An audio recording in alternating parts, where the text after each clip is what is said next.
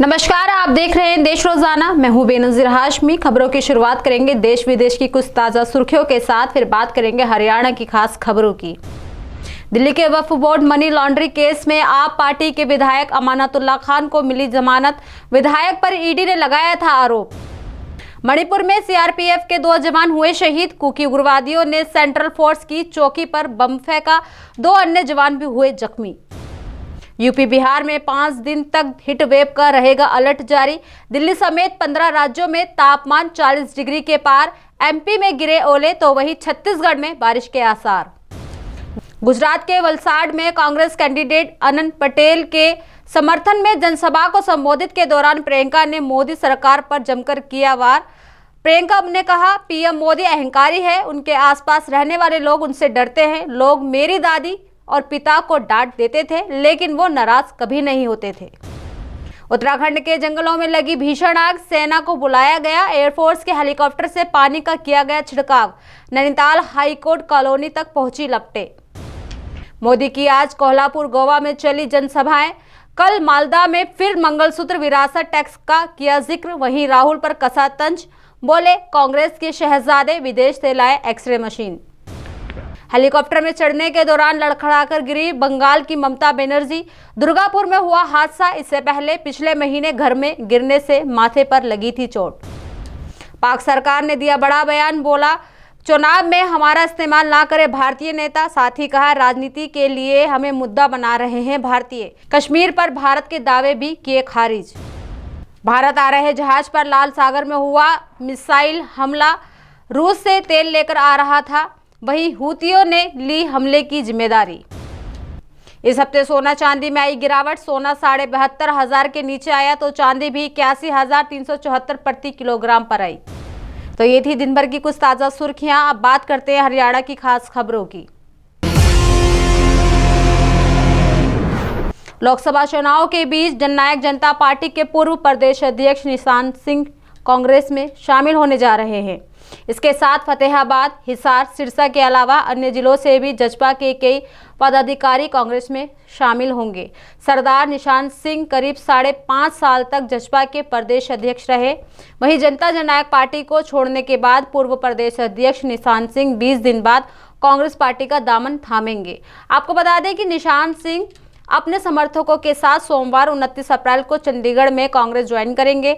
हालांकि बताते चले कि अभी तक यह तय नहीं हुआ है कि निशान गुटों में बटी कांग्रेस के कौन से गुट में जाएंगे, लेकिन दावा किया जा रहा है कि उनके साथ फतेहाबाद, सिरसा, हिसार के अलावा अन्य जिलों से भी जजपा के कई पदाधिकारी कांग्रेस में शामिल होने जा रहे हैं।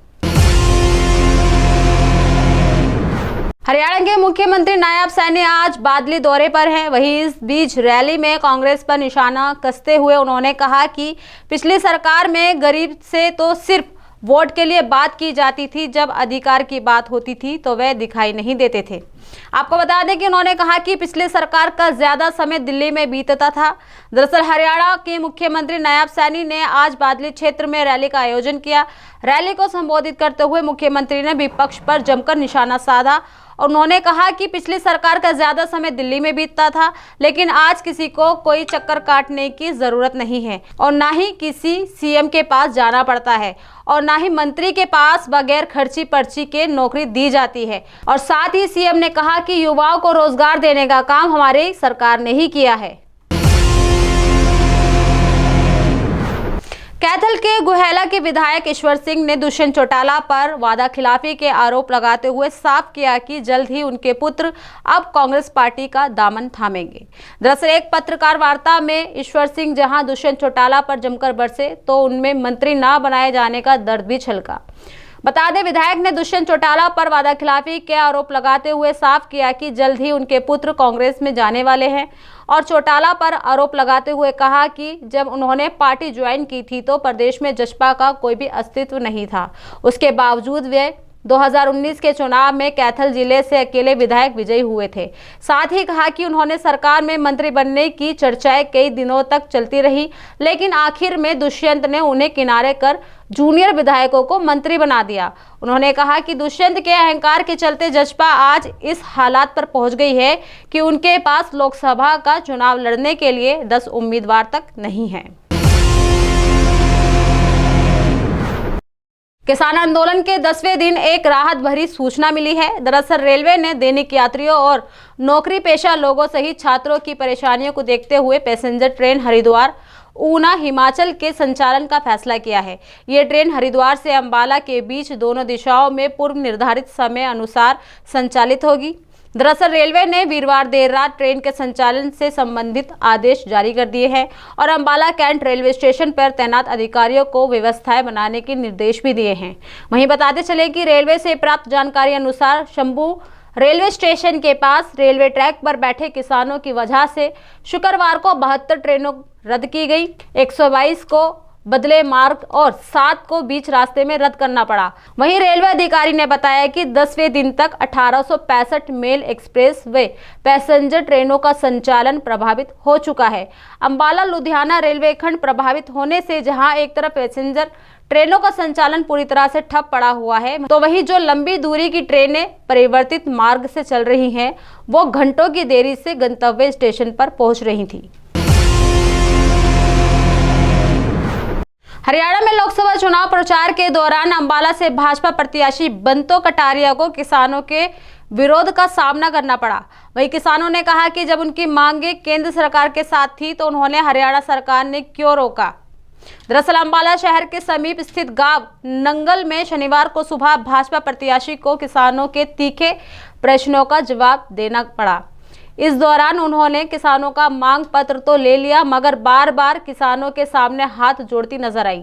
वहीं कुछ भाजपा नेताओं के चेहरे पर हंसी थी, तो इस पर सोशल मीडिया पर किसान कड़ी आपत्ति दर्ज करते हुए नजर आए। बताते चले कि अंबाला लोकसभा सीट से भाजपा की प्रत्याशी Banto Kataria door to door प्रचार कर रही हैं। इसी कार्यक्रम के तहत वे शनिवार को गांव नंगल में पहुंची थी।